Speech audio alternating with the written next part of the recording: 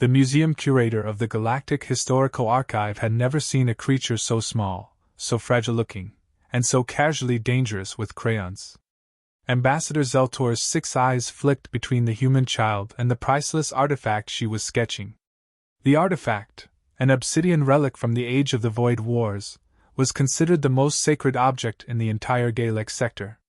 It was displayed under 20 layers of crystal shielding, surrounded by low-gravity stasis fields, and guarded by 2 fully armored sentinels.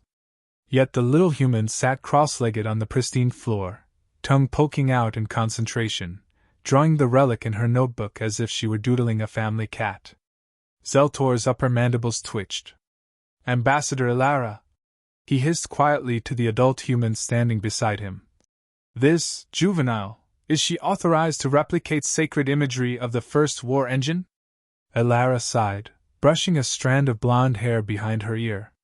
"She's not replicating it. She's interpreting it. There's a difference." "Interpreting?" Zeltor's voice trembled somewhere between confusion and horror. "Do you mean altering?" "Enhancing," Ilara said with a tight smile. "That's how human children learn, through creative reconstruction." Zeltor turned back toward the child. Her name, he recalled, was Lila. 8 Earth years old. A cultural goodwill ambassador, or, as the human delegation affectionately called her, their field trip guest. The Galactic Council had decided that inviting a human child to their grand museum of civilizations would help ease the galaxy's lingering discomfort around humanity. After all, humanity had only recently been classified as a death world species. The Council's logic was simple. If their most dangerous predator species could produce a curious, smiling little girl with freckles and pigtails, then perhaps humans weren't quite so terrifying after all. Lila looked up from her sketchbook and grinned. "Mr. Zeltor? Why does your museum have a picture of a blender?" The curator froze. What?" "That thing," she said, pointing to the black relic. "It looks like a blender. My mom has one in the kitchen. But yours has too many sharp parts." Zeltor twitched again. "That, child, is not a blender. It is the void engine of the Fifth Reckoning, a weapon so powerful it could dissolve a moon's surface into subatomic dust." Lila blinked, unimpressed. "Oh. So like a big smoothie maker." She went back to coloring. The curator nearly fainted. Ambassador Ilara stifled a laugh. "Lila," she said gently, "remember what we talked about?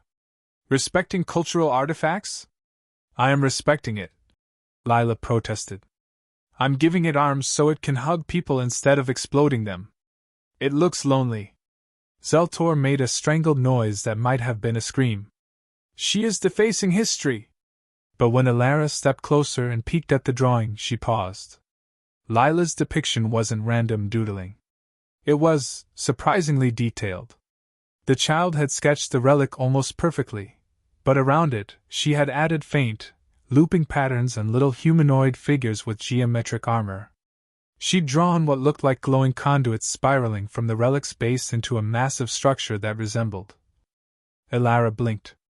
"That's a reactor layout. With power flow lines." Zeltor sputtered. "Nonsense! The inner workings of the Void Engine were lost to time over 70,000 rotations ago. Maybe your records are wrong," Lila said, still drawing. "The swirl-Y parts in the bottom match the ones in the mural from the hall before this one. Whoever built this thing liked patterns. You guys didn't notice?" The curator turned a shade of ultraviolet panic.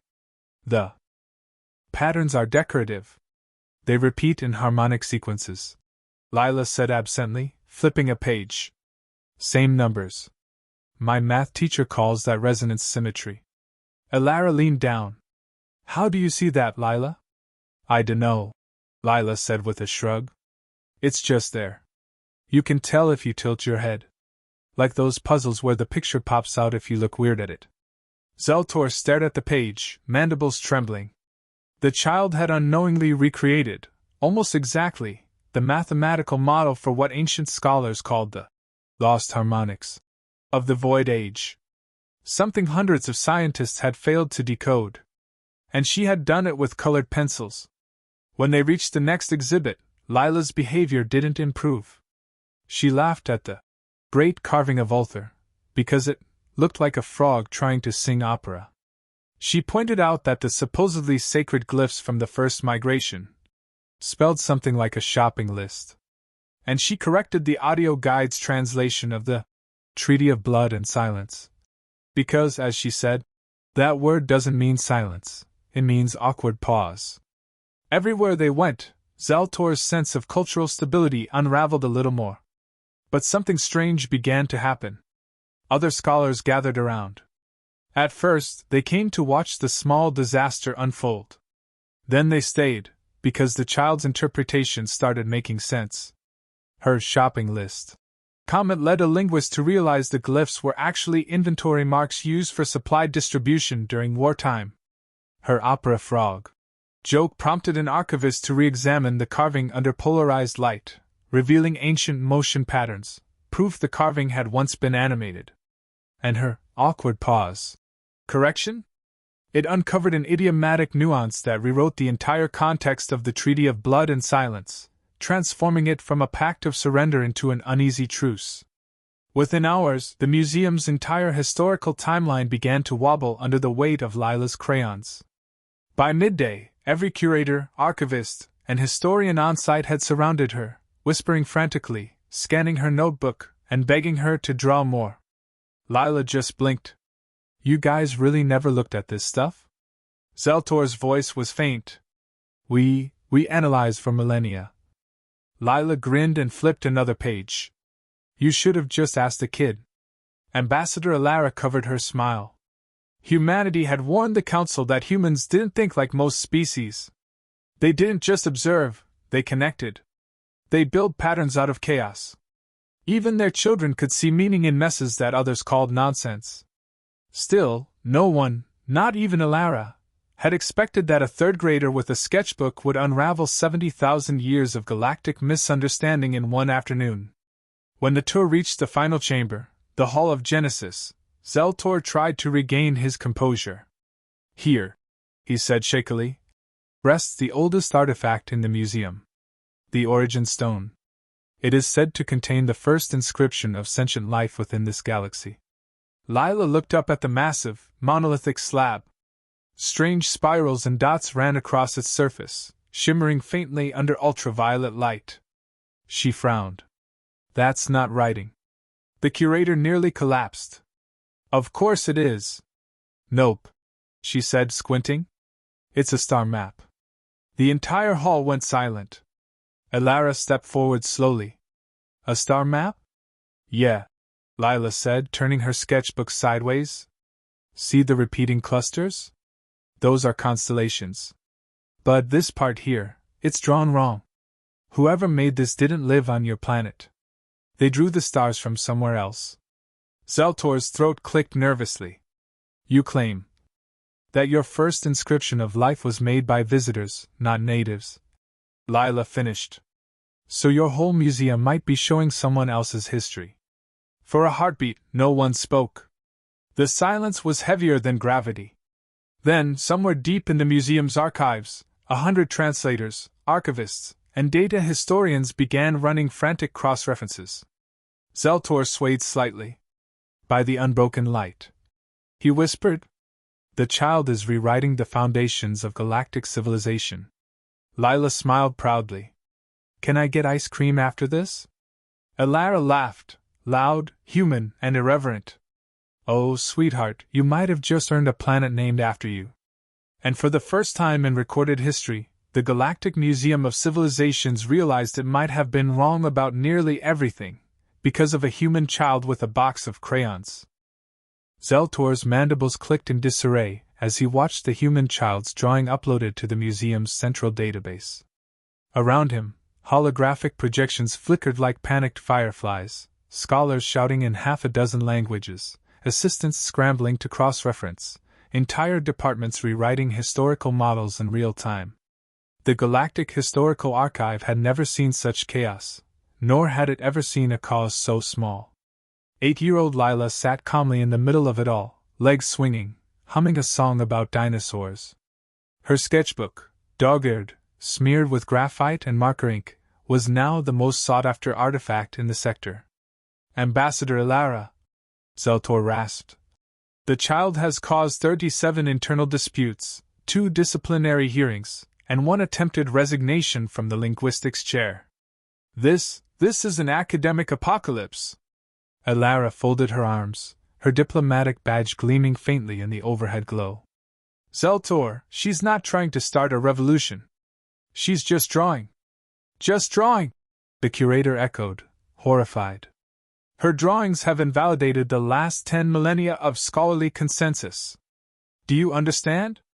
She has single-handedly disproved the foundational myth of 5 civilizations before her afternoon snack. Lila looked up, cheerful. Can I have my snack now? Ilara crouched beside her. Sure, peanut butter pack or space bar? Both. Zeltor's mandibles twitched again. You reward her mid-catastrophe? Ilara smiled. That's how humans motivate genius. The translator droid beside them beeped uncertainly, recording another note for the diplomatic logs. Human young exhibit behavioral reinforcement through nutrient gratification. Hypothesis: mild bribery equals progress. But even as the museum spiraled into panic, the real trouble was only beginning. Because the Council of Curators, a collection of the most powerful scholars in the quadrant, had noticed. Their holographic emblems appeared across the room, floating like ethereal ghosts above the chaos. 12 alien figures of varying shapes and textures, all staring with wide, unblinking eyes at the small human child in the center of their most sacred hall. The eldest, High Archivist Vorken, spoke first. His voice was slow, like tectonic plates grinding together. We are told, a child has rewritten the origin stone. Zeltor flinched. High Archivist, it is not as. She corrected it. Ilara interjected smoothly. She noticed a pattern your scholars missed for 70,000 rotations. Her perspective may hold value. Value? Vorken's 4 faces frowned in unison. She has appended entire doctrines. The archive's stability depends upon certainty. Without certainty, civilization loses cohesion. Lila blinked at him. That's dumb. Every alien head turned toward her. She shrugged. If something's wrong, you fix it. If you leave it broken just because it's old, that's even dumber. That's like when Grandpa said gravity didn't exist because he couldn't see it. Silence. Ilara stifled a smile behind her hand. She makes a fair point. Vorken's multiple mouths opened, then closed again. Few beings had ever called the High Archivist dumb before. Fewer still had survived the social fallout. But how did one reprimand a creature who barely reached the height of your knee and drew galaxies in crayon? The council conferred in low, nervous murmurs.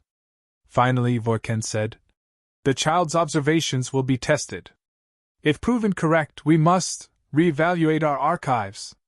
Zeltor exhaled, relieved, until Vorken added, the testing shall be immediate.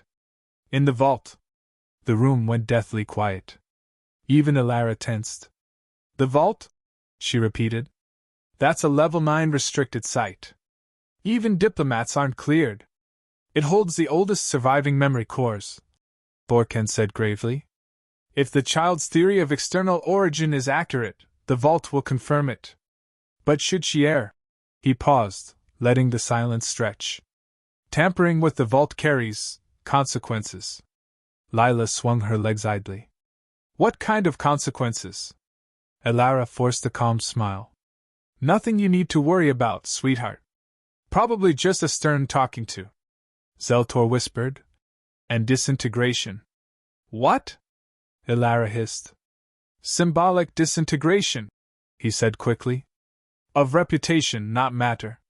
Usually. Ilara glared at him. Minutes later, the entourage descended deep beneath the museum, through vaults lined with shimmering crystal slabs, each containing a fragment of civilization's oldest memories. The air grew cooler, thinner. Dim blue light pulsed along the floor, matching the slow rhythm of something ancient and powerful, perhaps the hum of the memory core itself. When the doors to the vault opened, the temperature dropped another 10 degrees. In the center of the vast, circular chamber floated a massive crystalline sphere, rotating in utter silence. Within its facets shimmered a million star patterns, faintly pulsing like a heartbeat. The core of truth, Zeltor whispered reverently. Every recorded history originates here. No falsehood survives within it. Lila stepped forward, her sneakers squeaking faintly on the smooth floor. She peered up at the sphere, brow furrowed.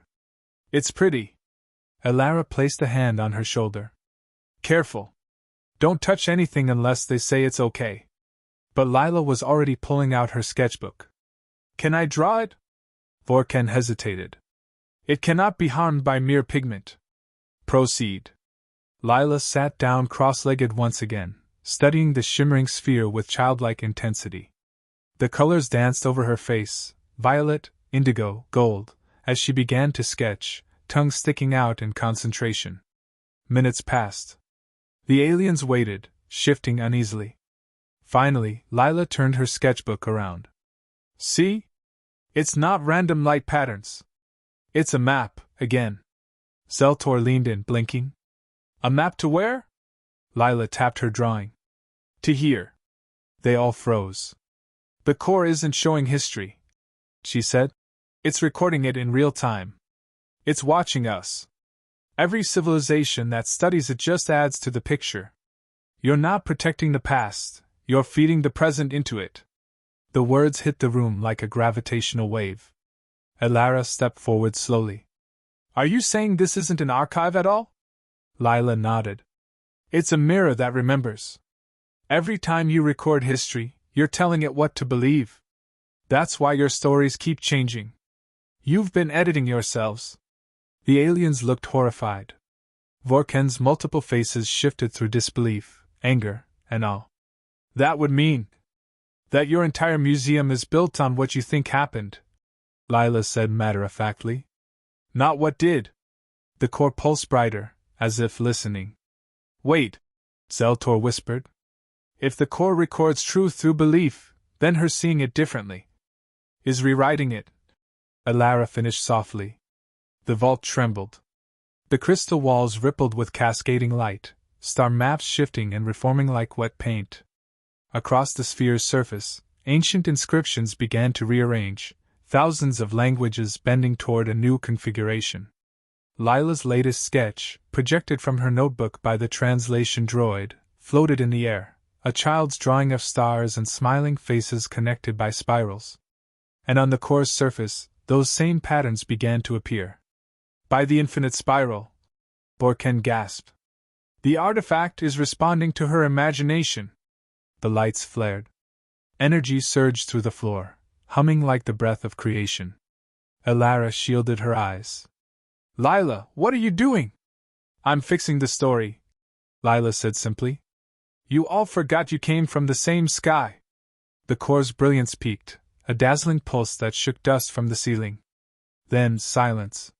When the light faded, every holographic display in the museum above had changed. The timelines, the murals, the inscriptions, all rewritten. Not by deliberate hands, but by the core's own recalibration. History itself had updated to match the imagination of a human child. The vault echoed with stunned breathing. Vorken's voice was hoarse. She has altered the archive. Not destroyed, but corrected. Lila stood, stretching. Cool. Can I get ice cream now? Elara exhaled shakily, laughing despite herself. Yeah, kiddo. I think you've earned a galaxy's worth. But deep inside the core, far beyond the reach of sight or scanners, something stirred, ancient and aware. And it whispered, in a dozen forgotten tongues, a phrase none of them could hear yet. The child remembers us. The alarm started 20 minutes after Lila had fixed the story. Red light bled through the museum halls. Warning glyphs blinked on every surface, accompanied by a deep, resonant hum that wasn't mechanical, it was alive. The core of truth, once a silent witness, now pulsed like a living heart buried beneath the building. Zeltor stumbled through the corridor, clutching a data slate that smoked at the edges. The core's resonance field is expanding. It's rewriting everything, not just our records, but the digital memory of the planet itself. Ambassador Alara sprinted beside him, Lila tucked under one arm like precious cargo. You mean history? No, reality. Zeltor's mandibles clicked in panic. Every recorded event that depends on memory synchronization is being restructured to match the child's sketches. Lila squirmed. It's not my fault. I just wanted to make it nicer. Alara's heart pounded. The corridors warped around them, murals changing mid-step, display plaques rewriting text, statues shifting into new forms. What had been a warrior carving an enemy's heart out was now two beings shaking hands. The Museum of Civilizations was editing itself. They burst into the central hall, where hundreds of alien scholars stood frozen in disbelief. The once stoic architecture now glowed with radiant colors, geometric patterns flowing like liquid light. Above them, the great dome had transformed, no longer showing the triumphs of galactic empires, but a single vast mural, countless species, including humans, holding hands beneath a swirling spiral of stars. It's beautiful, whispered one scholar. It's a catastrophe, wailed another. The historical models are collapsing. Chronological anchors are dissolving. The Council of Curators appeared via emergency hologram, their images flickering with static. Vorken's faces looked drawn, almost ghostly. The core's harmonics are destabilizing the galactic data lattice. If this continues, every archive, every network, every identity tied to recorded data will merge. Alara frowned. Merge how? Zeltor hesitated. Collective memory convergence. Every civilization's version of history will blend into one narrative. No war, no division, but no individuality either. Lila's eyes widened. So everyone's stories turn into one big story? Precisely, Vorken said grimly. And no one will remember what was true anymore. They will remember only what you drew. The child froze, color draining from her face. I didn't mean to break everything. Alara knelt, gripping her shoulders. Hey, look at me. You didn't break it, you just showed the core what it could be. But now we need to teach it limits. How?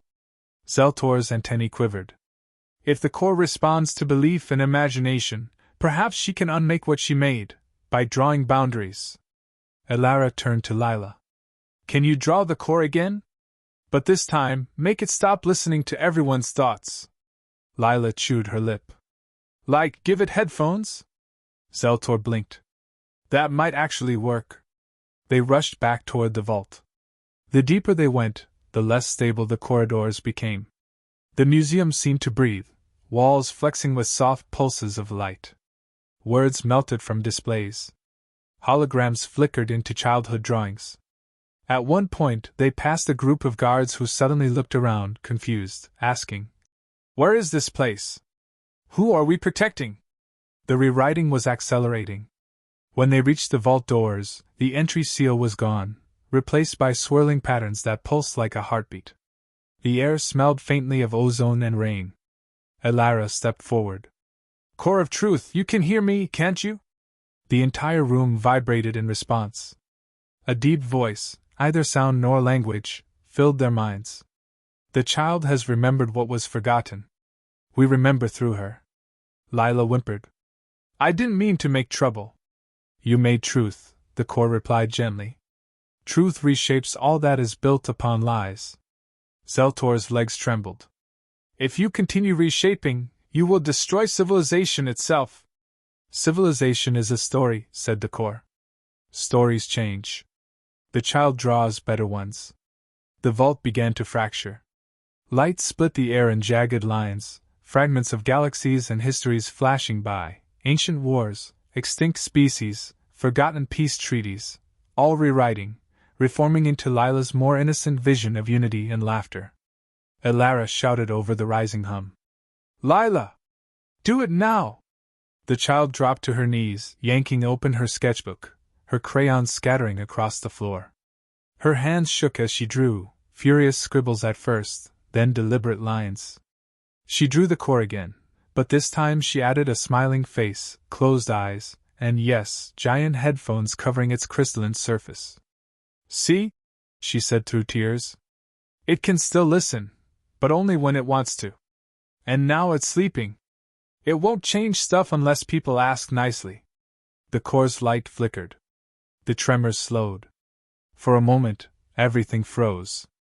Then a deep pulse rippled outward, softer this time, like the sigh of a creature drifting into rest. The energy field dimmed. The vault stabilized. Zeltor gasped. It's working! All across the museum, the chaos receded. Murals returned to stone, holograms to order. The great dome dimmed back to its usual gentle blue glow, though a faint spiral of stars still lingered, like a wink. Lila sat back, exhausted. I think it's done. Elara hugged her tight. You did it, kiddo. But then, something changed again. A small voice echoed, not the core this time, but something within it. A different tone, lighter, curious. Hello? Everyone froze. The vault lights flickered again, not with chaos, but with awareness. Zeltor's translator crackled. Signal detected, neuroresonance echo, it's... Lila stood, stepping closer to the core. I think it's talking to me. You showed us what you see, said the voice. Now we remember who we were. The core pulsed gently, forming a faint image inside its depths, a collection of figures, luminous and shifting, their forms half remembered, like ghosts of civilizations long gone. Elara whispered, Those are the builders. The first ones who left the origin stone. The core's light intensified briefly, illuminating Lila's tear-streaked face. We waited for someone who could see as we once did. You drew the bridge. Then, just as suddenly, the light faded to a soft glow. The core went still. The hum ceased. Vorken's hologram flickered back to stability. The core has entered passive observation mode, he said quietly. The rewrite has stopped. Zeltor slumped against the wall, trembling. We survived. Lila smiled sleepily. Told you drawing helps. Elara brushed a strand of hair from her forehead. You just had a conversation with the architects of civilization, sweetheart. Lila tilted her head. They were nice. Lonely, but nice. She glanced down at her sketchbook, where the last drawing of the core, smiling, peaceful, wearing cartoon headphones, was still warm to the touch. No one noticed the faint shimmer that passed across its surface, like a heartbeat. But far above, across the galaxy, old archives began to stir again, quietly, gently rewriting themselves to match a new truth. That sometimes, all it took to heal a fractured civilization was a child with crayons and imagination big enough to reach the stars. By the time the alarms stopped and the vault lights returned to their usual gentle blue, the entire Galactic Museum of Civilizations had fallen into a stunned silence. Not the silence of fear or confusion this time, but the stunned, reverent quiet that followed after something sacred had just changed. Ambassador Elara sat on the cold crystalline floor, Lila curled up in her lap, the girl's sketchbook still open beside her. Around them, alien scholars, curators, and historians stood motionless, their gazes fixed on the core of truth, now still, glowing faintly, a peaceful heartbeat of light in the room's center. Zeltor finally broke the silence with a hoarse whisper. It worked! The core has stabilized. The resonance field collapsed to within containment limits. Reality integrity is restored.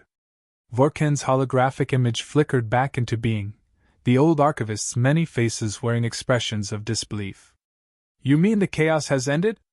Zeltor nodded shakily. Yes. But there's something different. The databases remain intact, yet the timelines have adjusted. Elara frowned. Adjusted how? Zeltor's mandibles clicked nervously. It's as though history remembered itself differently. The records are still there, wars, treaties, colonizations, but their tone has shifted. The motivations changed. The pain remains, but the hate has been softened. Vorken stared at the glowing core, his voice barely a whisper. The child didn't erase the past. She taught it forgiveness. Elara looked down at Lila, who was half asleep, her cheek pressed against her jacket. That's very human of her. Zeltor's translator flicked uncertainly, as if trying to find the right word. Is this good? Elara smiled faintly. Depends who you ask. For us, it's a miracle. Outside, the Galactic Museum slowly reassembled itself. The shattered exhibits were repairing through autonomous nanoforge systems, but they didn't return to their old designs. The walls now shimmered with soft murals depicting shared discovery rather than conquest. The once segregated, death-world species display had vanished entirely, replaced by a new exhibit titled The Story of Seeing Differently. A dozen species gathered in that hall, silent and wide-eyed, watching a holographic recreation of a small human girl sketching on the museum floor. "She saw what we couldn't," murmured one of the visitors, a scaled being from the outer rim. "No," corrected another softly. "She saw what we forgot to look for." In the diplomatic chambers, chaos of a different kind was brewing. Reports from across the quadrant were arriving, memory records adjusting, disputes dissolving, rival colonies suddenly recalling peace treaties that had never existed but now appeared in both archives. Even the Council's political divisions seemed uncertain, their members struggling to remember what they'd been angry about in the first place. Vorken's voice echoed through the central comnet, addressing all connected worlds. "The core of truth has spoken again, through the imagination of a human child. Its message is clear: history is what we choose to remember, and truth is what we dare to forgive." The statement sent ripples across the stars. Some called it blasphemy. Others called it evolution. But for the first time in living memory, the galaxy was united in talking rather than fighting. Back in the now quiet museum, Elara, Zeltor, and Lila sat together under the great dome. The light of 1,000 stars glowed faintly above them, slightly altered now, though no one could quite explain how. "So," Elara said, breaking the comfortable silence, "I think this means your museum just became the most important place in the galaxy." Zeltor let out a weak, vibrating sigh. "Or the most dangerous. I will be answering questions from the Council for the next 10 lifetimes." Lila opened one sleepy eye. "You're welcome." The curator made a strangled noise somewhere between laughter and a sob. "The core reprogrammed 3 centuries of data archives in under a minute, Ambassador." "She is not welcome, she is inevitable." Elara grinned. "That's another way of saying thank you." Lila yawned. "Can I get ice cream now?" "You guys promised after the big glowing marble stopped being mad." Elara chuckled. "Yes, you did earn that. Maybe even a whole planet's worth."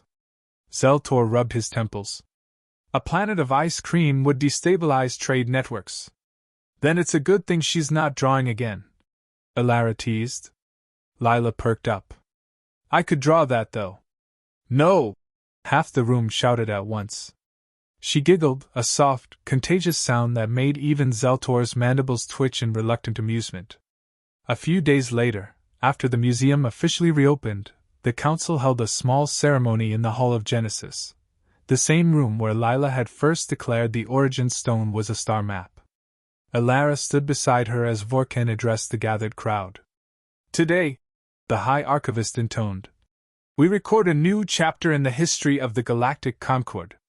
Not written by warriors nor by scholars, but by one who simply looked differently." He gestured toward Lila, who was too busy staring up at the floating light display to notice the attention. "The Council acknowledges that the human concept of imagination may be not merely psychological, but cosmological. The ability to perceive possibility may itself be a bridge to truth." Elara whispered to Lila. "They're giving you an award." Lila blinked. "Like a sticker?" Vorken cleared his throat. "An entire wing of the museum shall now be dedicated to your contribution. It will be known as the Gallery of the First Reimaginer." Lila gasped. "Will there be crayons?" Zeltor sighed deeply. "There will be crayons." Cheers erupted through the hall. But as the ceremony ended and the delegates dispersed, Elara caught something curious. Across the origin stone, faint new markings shimmered, spirals and stars drawn in soft pastel colors, subtle enough to miss unless one looked closely. Lila's drawings had somehow imprinted onto the stone itself. Elara smiled quietly. "You left your signature, didn't you?" The child grinned. "It looked empty." "Empty," Elara murmured. is just another word for waiting. Weeks passed. The museum flourished with new visitors, scientists, philosophers, even schoolchildren from across the stars. Humanity's reputation shifted from unpredictable predators to creative catalysts. Where others saw chaos, they began to see potential. Zeltor, ever the reluctant hero, became famous overnight. His official report, entitled On the Dangers of Art Supplies in a Controlled Historical Environment, became a galactic bestseller.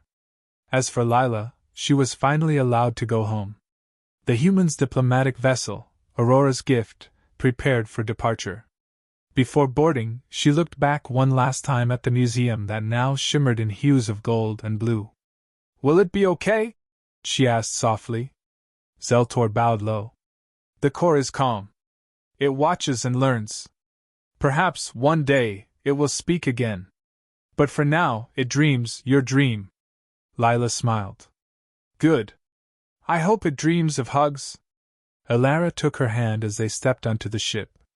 As the engines hummed to life and the vessel lifted away, a faint glow rippled through the museum below. For a heartbeat, every mural, every stone, every archive shimmered with a soft, childlike laughter that only the stars could hear. High above, among constellations that had once told stories of war, new patterns had appeared, spirals shaped like flowers, stars connected into gentle shapes. If one looked closely enough, one could almost make out a smiling face wearing a pair of headphones. And beneath it all, faintly, like a whisper written across the night, "The child remembered us." Elara watched the stars stretch into light. "Well, kiddo," she murmured, smiling down at the sleeping girl in her seat. "You didn't just rewrite their history. You reminded them what it means to dream." Outside the viewport, the galaxy shimmered, new, familiar, and full of possibility. A story rewritten not by conquest, nor decree, but by crayon. By a human child who drew truth into being.